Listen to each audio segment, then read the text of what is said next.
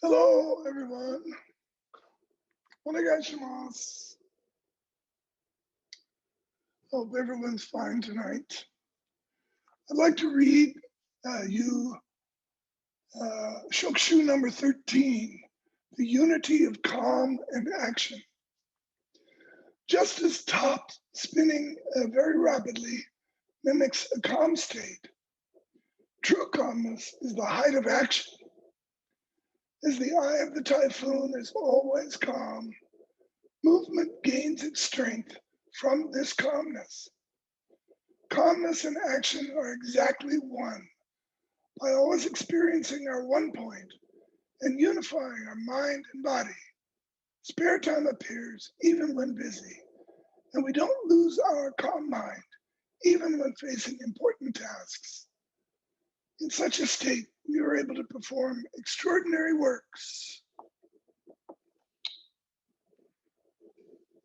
Tonight, our subject for discussion is Toya Sensei's phrase, make a habit of doing your best even in the smallest of tasks. Sayaka, would you read that in Japanese for us, please? 些細なことにも全力を尽くす習慣をつける。Thank you very much. So, let me fix something here. Okay, so, making a habit of doing our very best. It's very simply, that's just paying attention. That is the major practice of our life, isn't it? Just paying attention, right? So no matter what we're doing, I mean, there are levels and levels and levels. Some things are very, very simple and physical, and some things are very complex and need to be considered deeply in our mind. And we've been talking about all these different forms of practice. So there are many, many forms. But the fundamental lifetime principle of practice is paying attention. And from this, remember, calmness is the side effect of paying attention. It's the result of paying attention. All right, let's do some key breathing, and then we'll be back.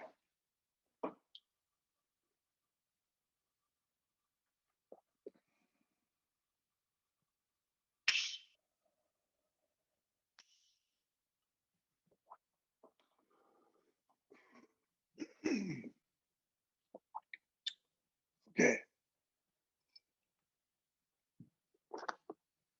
So again, Toy Sensei says, make a habit of doing your best, even in the smallest tasks. So when he's talking about smaller tasks, these are keiko, of course. These are the practices we have to do to learn to get along in this world and to earn ourselves a living, to have relationships. In the beginning, of course, we have to learn to walk and talk and basic things like that. And then we get into education and advanced education. And then we have to learn a skill, something that maybe is a sport, or it might be something to do with our work. And then in Aikido, we have to learn all of the keiko practices, techniques, swinging a sword, using a jo, gyatsu, ki breathing, ki meditation. These are all keiko. And the one thing we can't succeed at any of these, the one thing we need beyond everything is shugyo. Shugyo is when we bring deep attention to the moment, to whatever it is that we're practicing. That's why I say that's a lifelong practice. That's the practice we're here to learn to do. And we have all of these petty things that we learn to focus on to get us through the whole thing. If we didn't have all these little fun things to work on, we'd have nothing to pay attention to, right? So this gives us a chance to practice paying attention. And right away, when we learn to pay attention, we notice that it creates a great sense of calmness in us. Even in the midst of conflict, we will have great calmness when we are in attention. And there's nothing that we'll succeed at or do well with when we're not in attention. So in the beginning, of course, we have to have discipline. But we only need discipline until we learn to love what we're doing. When we see that we like it because it's good for us, because we enjoy it, because we see what a difference it makes in our life, then we don't need discipline anymore. But of course, in the beginning, we don't realize that yet. So for all of these things, for Keiko and Shugyo, we have to start out with discipline and then gradually learn to love it. Of course, we can talk about that when we're referring to something like physically swinging the bokken every day, right? So we have to learn, we have to do that, discipline ourselves to do that. But once we learn to feel this feeling of dropping the bokken, then we can't wait to pick it up again and practice that. And the more, obviously, the more shugyo we bring, the more attention, the subtler our attention is, the more we love and enjoy the thing. Until we forget all about the idea of form, the idea of doing it. That's when we reach an advanced stage. We don't ever, it's not that we don't care, it doesn't ever cross our mind that that's something, you know, in the beginning, we can be very strict with ourselves. Sometimes we do that, don't we? And that's a big mistake. I remember when I was younger, and Suzuki Sensei was my teacher, and he told me, hey, you got to breathe 1 hour every day. Then I made myself breathe 1 hour every day. But, at some point I realized that I wasn't in it. I wasn't learning to love it. I was forcing myself to do that every day. So I have to admit to you right here, what I did is I changed and said, okay, only get up and breathe when you feel like it. And so for about a period of time, sometime, maybe 6 months to a year, maybe even 2 years, I didn't breathe every day, didn't sit every day. I only did it when I felt like it. And maybe this is okay, folks. So this is just me. I'm not recommending this for anybody. So don't say I recommended this, but because of the way I am, I had to do it this way. And then gradually, I found that I wanted to get up and do it every day. And now for the past 10 years, I don't think I ever miss a day. Maybe traveling or if I'm really sick or something. But even then, I really love sitting so much. But I don't think it ever would have gotten to that if I hadn't stopped forcing myself. We have to be gentle with ourselves, right? We're like children. You can't force children to do things.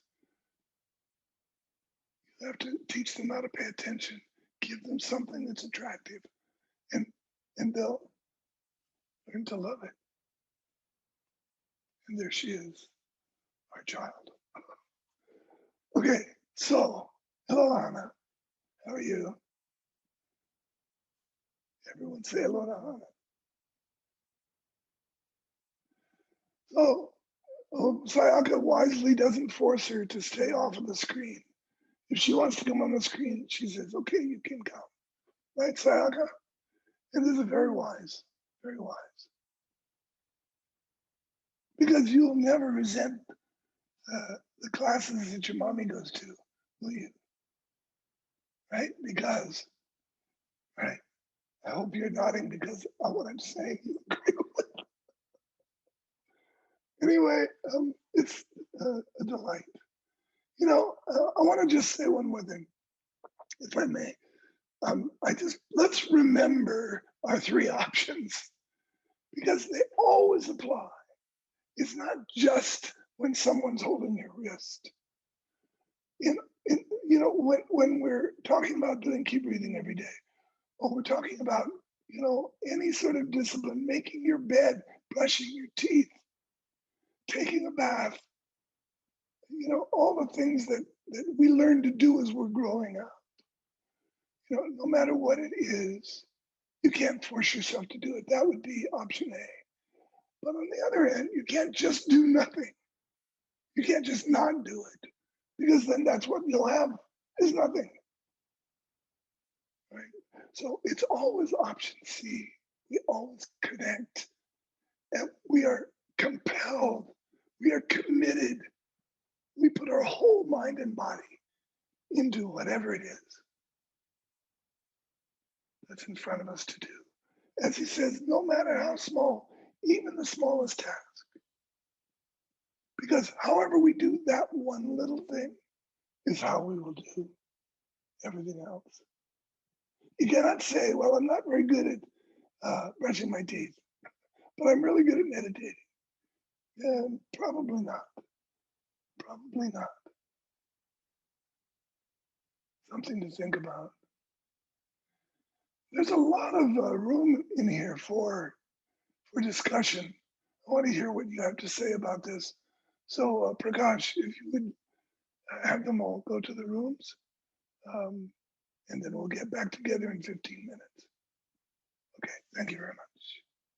Welcome back. So let's begin. Hello, this is Vernon Liu. I'm with group number 1 Hello, Vernon. with Lydian, Christoph, and Prakash. We discussed a little things about our trying to do some tasks that were by accident, that we're in the moment. And one part of the comments that I'm either teaching other people to do what I have learned, and I get struggles of getting to force myself to do other things that is new to me. And after a while is being present and paying attention to the task that before and writing the order of the task, and then being able to love and commit to it's not being forced on me to do the task, to complete the task. So those are the things that I realize, especially a new task or a new skill that I recently completed through scuba diving. And many other students that followed had easily able to complete the task because they've been doing it for a longer time than myself. And I had to struggle learning the task with following it. And after a while, it became not forcing myself to do it, but easily be able to love and commit to doing it afterwards. And that's a very, very cool way of learning any tasks in daily life. Yeah, so this is, it's interesting that we go through these stages. It's similar to the stages of grief. We're given a task and we're excited about it, and maybe we even choose it as you did with learning to scuba dive. Quite often it's some sport or some happy activity that we choose. And maybe even we choose Aikido. Let's talk about Aikido because that's, what we're doing. It's really exciting in the beginning. And then we see how difficult it is and how much detail is involved and how much effort we have to put into it. And it goes on and on and on. And we're not getting nearly as good at it as fast as we thought we should. So we're not able to enjoy it or love it as much as we'd like to. And so maybe we even think about quitting. We go through that dark period. And then, boom, we suddenly find something and it gets easier. And then we're on a roll and away we go. I think that's, there's so many wonderful examples in each of our lives that we've discovered. And always it hurts me so much when I see somebody that I know is having a tough time in Aikido. And I see them nosediving and not coming to class so much anymore. It's wonderful when they come back, but they don't always. So everybody doesn't always make it through that tough period. And maybe that's all right. I mean, everything isn't for everybody. Maybe you choose something that's too much for you. Maybe it's just too much. And this can happen at any stage. I mean, we're like porpoises, we're going like this, but we're also gaining. So when we become more and more expert, we're still going through phases.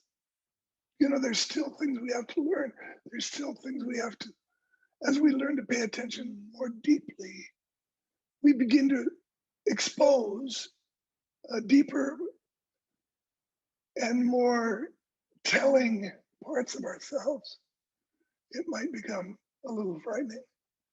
It might become a little troublesome. It might become intimidating. So there's also that kind of thing. We lose students even when they're at a very high level because they reach a part of themselves that they don't want to come in contact with. And really, if we can just remember the simple phrase that Toy Sensei gave us today, just to pay attention, to do our best with even the small thing.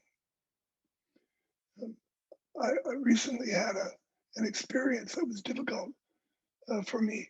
And a friend of mine who's an expert at this particular thing was talking to me about it. And he said, oh, the key is just take it little tiny step at a time. Just take little bits at a time. And oh, yeah, I think I've given that advice myself to students. And I think it's very wise, and it really was helpful for me to hear it. Yeah, of course. Okay, thank you very much. Next. Thank you.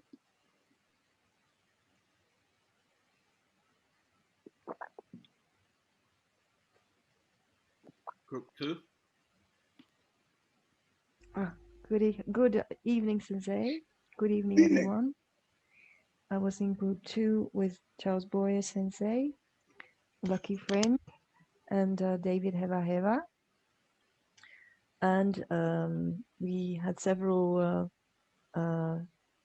views on kind of the contradiction between loving something and forcing yourself. Boyer Sensei explained that he had a period when he breathed only when he wanted to, and he was quite okay with it. And sometimes for weeks he did not breathe, but then he breathed for longer. And he felt like your advice to get serious and start doing it every day gave him that extra push to actually get there. So he felt that you explained that you gave yourself some room to experiment for 2 years. He felt like, okay, that feels like a contradiction. So he would like you to explain about that. we had also a question. David said, well, if you do something over and over and over again and you find yourself doing it without thinking, is that when you're paying attention, or is it just daydreaming? And Lucky explained that he is not able to breathe every day at the moment, and he's a little bit scared, if I gather, that when he starts pushing himself to do it when he doesn't want to, he will have less or negative results. He will make it worse for himself. So that was his question. And Boya Sensei stressed that maybe the power of this advice is paying attention to the small things. So, and maybe that means also loving the small things. So don't make things too big for yourself. If you can't pay attention to the small things, then don't start paying attention to the large things because you can't. And my experience is that sometimes I complain to teachers that when I have a period, I cannot sit for longer than 30 minutes, for instance, before becoming itchy. And then they usually tell me, well, don't make yourself, just pay attention to what you can do. But also pay attention to the moment when you feel, okay, now is enough. What's happening at that moment? What are you trying not to experience? But you can also pay attention, not actually sitting on your butt, but doing the dishes, or as long as you pay attention. And of course, moving attention is harder than sitting attention. So when you find you cannot do it moving, you will probably go back to sitting because it's easier for you. Okay. So these are perspectives. Maybe you would There's a comment lot on them. there. Thank you very much. That's a lot. I think maybe before I get to Carlos Boyer's objection to my contradictions, David Evaheva asked, is daydreaming paying attention, basically? Yeah, well, yes and no. In other words, just think of driving down the street and suddenly you miss the turn that you were supposed to go to get to the supermarket or wherever you're going. How does that happen? And it happened not because you weren't paying attention, but because you were paying attention to a dream, to something else, instead of what's right in front of you.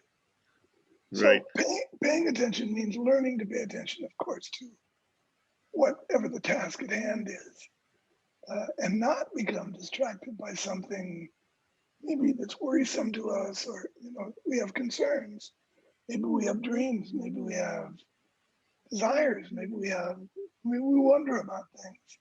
And there are always appropriate moments to sit down and give some attention to that.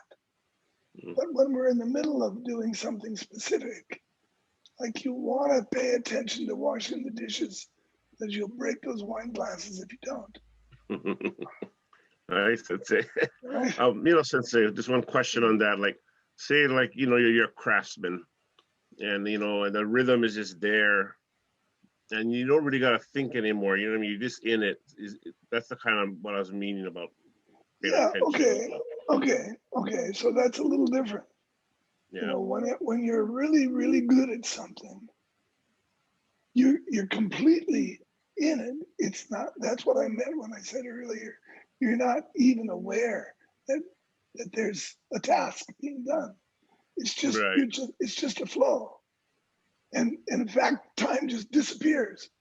When we're in love, when we're loving the moment, when we're in attention, there's no more self, because the self consciousness, self is made of time and place. And when time disappears and the place doesn't count anymore, you could be anywhere. Then the self is not there. Only there's just the task. It's like giving a key test. When all of your attention is on the task at hand, the other person, and not on yourself doing the task, but on the task, which is, the task is reading the other person's state of mind, right? That's what we're doing. We're not reading mine, your own state of mind. You're reading the other person. So you're not doing the task if you're thinking about yourself. No wonder it doesn't work. Mm. Excuse Sensei, me. thank you. Okay, and then, oh, of course, large things are all made of small things. So small things are what counts. There's no such thing as large things. Large things are just a whole bunch of small things put together. So we just stick with the small things. And then the one other thing, Lawyer Sensei, please excuse me for contradicting myself in your life, evidently. You know, and I said, and when I was telling that story, I said, don't be like me. This is just what I had to do at a certain time to get over my Nazi agenda of you must read every day. I was completely subsumed by that demand, by that command. And even I spoke to students, if you recall, those of you that knew me then, in that way sometimes, you know, like, how much breathing have you done today? Are you breathing every day? I want to hear that you're breathing every day. You know, but what I do remember, Carlos, when I spoke to you about that, when I gave you that advice, and that I didn't give you that advice in a demanding sort of way. I suggested, because that was perfect for you right then, that it was time for you to get off your couch, to stop giving yourself so much slack and move forward with this. And I think you did that in the right spirit, in a loving way, in a responsive way. And now look at you. That's all I have to say about that. All right, next group, please. Hi, Sensei. Hi, everyone. Hi, Jan. I was in group 3 and we had Joelle, Vitaly, and Linda in our group. Vitaly mentioned that he could pay attention easier when he's doing harder tasks. I guess he focuses better rather than the easy tasks. And Joelle says that she can multitask. You know, small tasks, she can do multitask, but her husband tells her to just do one thing at a time. And for me, I'm kind of bad at tasks. You know, sometimes I think there's just so many tasks to do that I don't do some of the smaller tasks like fixing my bed. I just focus on things that need to be done. I need to be more disciplined. And then Linda Sensei says she glosses over the small tasks, but at her job, she knows that the small tasks affect the outcome of her job. So she knows that that's very important. And then we talked about a little bit about breathing in the morning. And for Joelle, it helps her relax and things become clearer and able to make better decisions during the day. It prepares the way for the tasks for her for the day. And for Vitaly, I guess at first when he started breathing, he was thinking of all the many aspects of breathing, paying attention to one point, breathing calmly, feeling the tension in his neck. But now he's more relaxed, tries to relax when breathing. And for me, I noticed I've started breathing in the morning, but I notice in the afternoon, like if something bothers me, I get upset or excited. I notice I have to take time and breathe. And like Joelle, I become more calmer, things become clearer. It's just better. And that's it. Thank Okay, you. thanks very much. So, yeah, let's just talk about multitasking for a moment, or what we call multitasking. You know, in Aikido, we have randori. We practice randori. Many people attacking. So, this is the way we practice randori is the way to do many things. Never try to do two things at once. It's impossible. You may think you're doing two things at once, but what you're really doing is neither thing well. You're screwing up both of them. In randori, when this person attacks, we give 100% of our attention to this person. We're not thinking a little bit about the next person coming from over here. Because if we are, then that's 25 here and 75 here, and this one will. You have to be 100% in every direction. So you deal with something 100% and then go to the next thing. And if you're calm and paying attention, if you're paying attention, then you're calm. And if you are paying attention and calm, then you will move smoothly from one task to another without thinking anxiously that you must move on quickly to take care of something.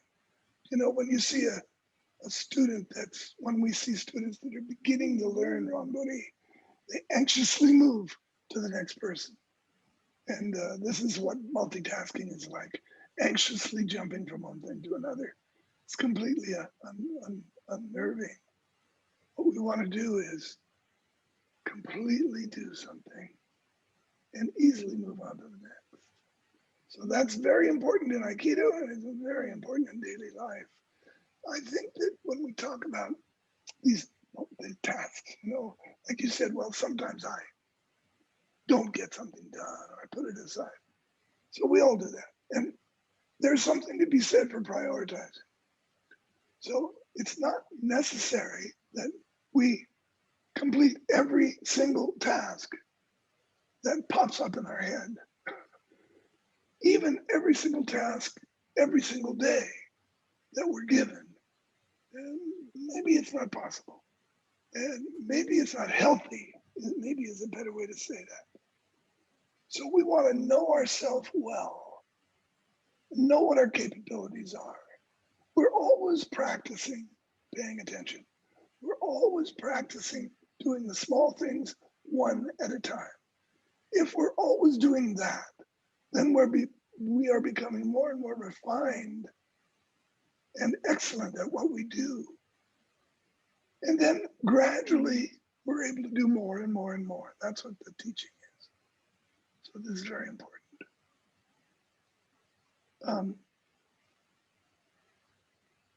I think that one other thing you said was, Vitaly said that he was better at doing things that were important, the bigger things.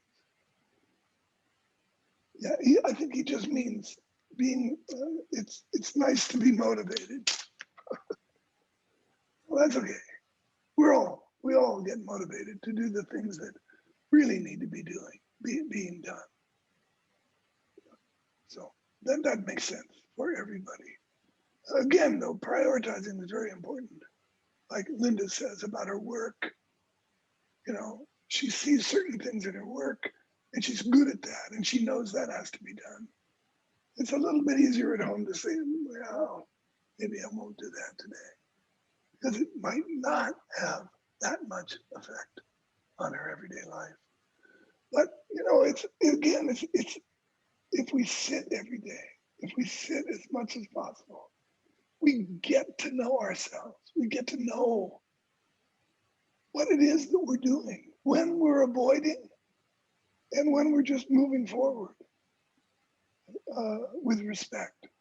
So when we're avoiding or when we're doing something anxious, we need to recognize it.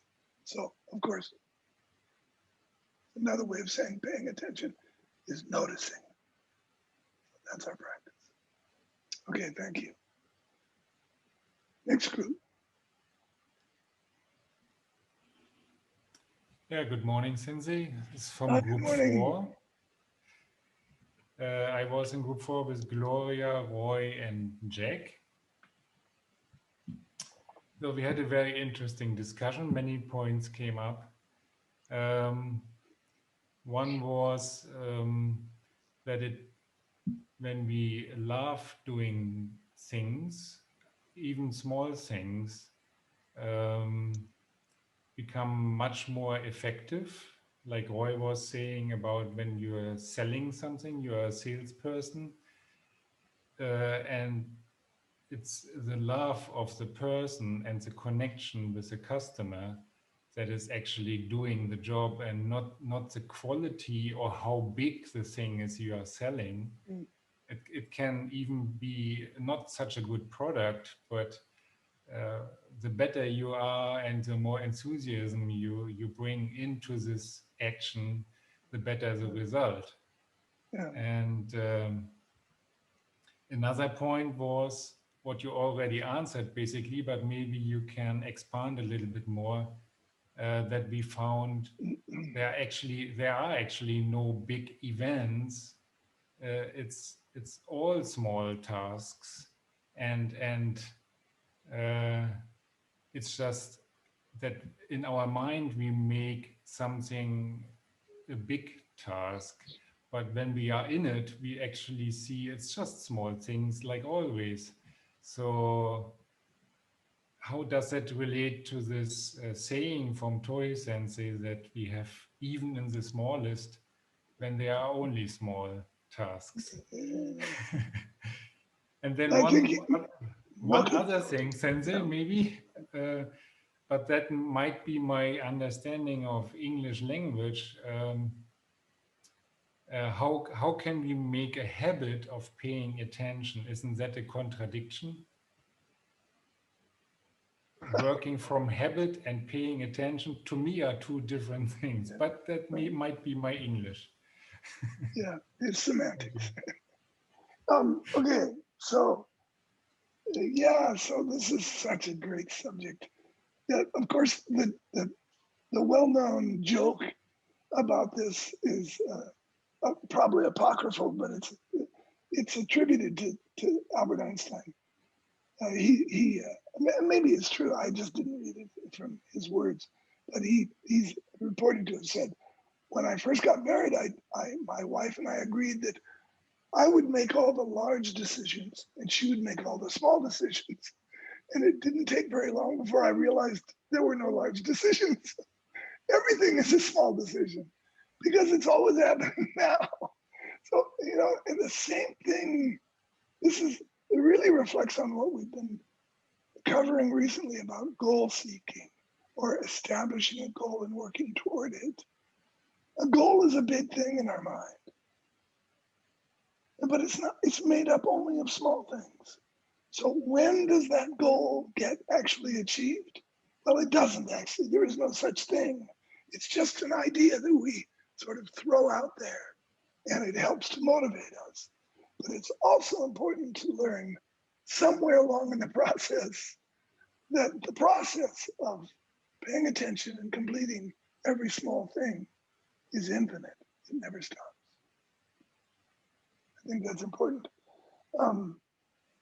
Yeah, so even the smallest thing, when Joyce says, even though, yeah, he might have said, maybe he didn't say, but he might have said, even when you think it's the smallest thing, please pay attention, because actually there are only small things. I don't think that's unfair to put those words in Joyce's mouth, because I trained with him and I know he was constantly saying, what are you going for there? Look what you've left behind. Because in the dojo, we do this all the time. We try to throw someone, but there's no throwing. It's not about that at all. It's all these little connections that are made, and the flow of those intimate moment by moment connections are what end up being Aikido. Voila. And there isn't any thought of manipulating and controlling others. Or if there is, it will show. One other thing I'd like to just mention is, let's remember what Shinichi Toi Sensei said in his latest blog about kind of slow but fast, that the real power comes out when you see someone moving very slowly. But for a beginner to move slowly, it's just boring. But for a master to move slowly, that is very, very powerful and very large. The feeling is huge. And we want to train ourselves so that we can see the difference, so that we can help our students grow and develop. Because that's what they're nourishing, that's what they're refining, that's what they're discovering. So being able to see that kernel, that thing, plant beginning to grow and helping to nourish it, I think that's important. Okay, thank you very much. Is there another group?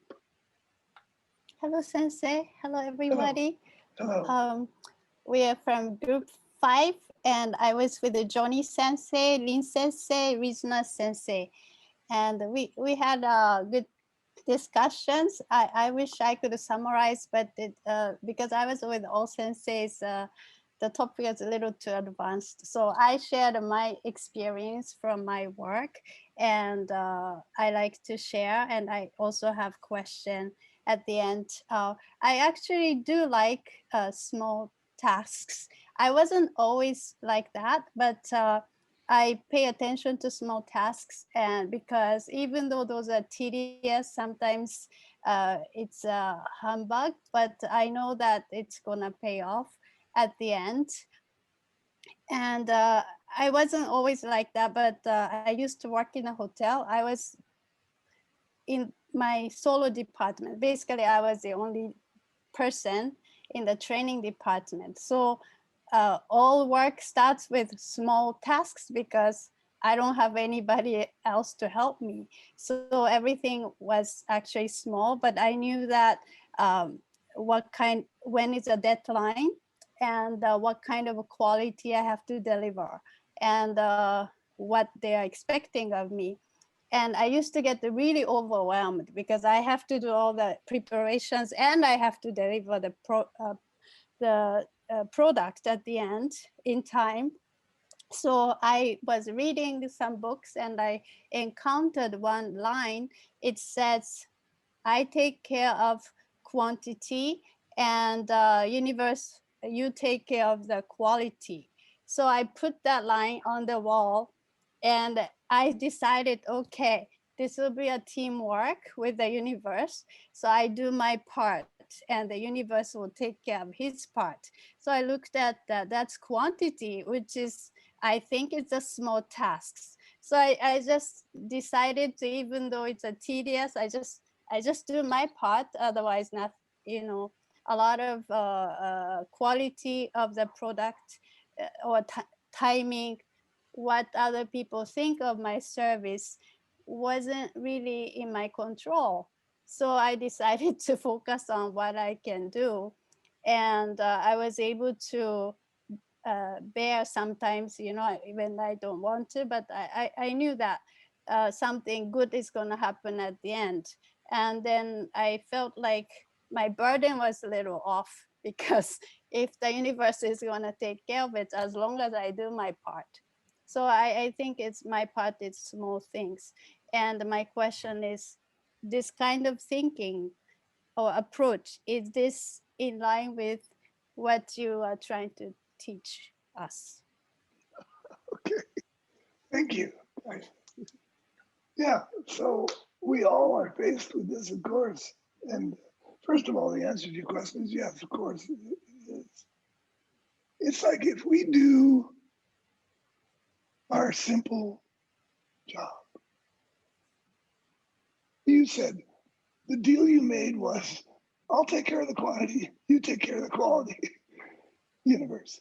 So, and this is so true, because if we do all these little tasks that we're given in every moment, of which there are no others,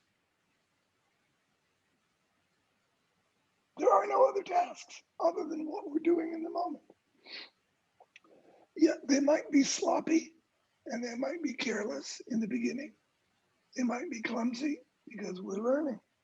But as we learn to pay attention, our body becomes more skillful. Our hands begin to work better. Our mind becomes warmer, freer, more open. And then gradually the quality begins to get better and better and better all by itself. So the universe in this sense is our natural way. It's our natural self. It's nature itself. It takes care of itself. As long as we're doing our simple part of just doing each task that comes along. And whether you're at no matter what kind of job you have, it applies. No matter what kind of task you're doing, even if it's a sport, it's all the same. Everything applies the same way. If you can do that in the dojo, you will develop very well in Aikido. Thanks, Sensei. Thank you very much. I have one more question. All right. Is a universe, where is the universe? Is that inside us or outside? There is no inside, there is no Or outside. outside? Okay. It's this. This is the universe. Mhm. Everything that you can perceive is the universe. Including this body. As you practice more and more and more, you will begin to perceive more and more. Your universe will grow. You know, for a child, the universe is very, very small. But I don't mean grow just in, like, oh, I know about other countries now. I don't mean, of course, that happens too. That's logical. But I'm talking about beyond logic. We begin to perceive the universe as so much more full of meaning and power and grace when the more we give ourselves over to this simple task here right now. Okay? Thank you. Thank you. No inside, no outside. There's just this. Okay. Thank you. どうもありがとうございました。See you Sunday.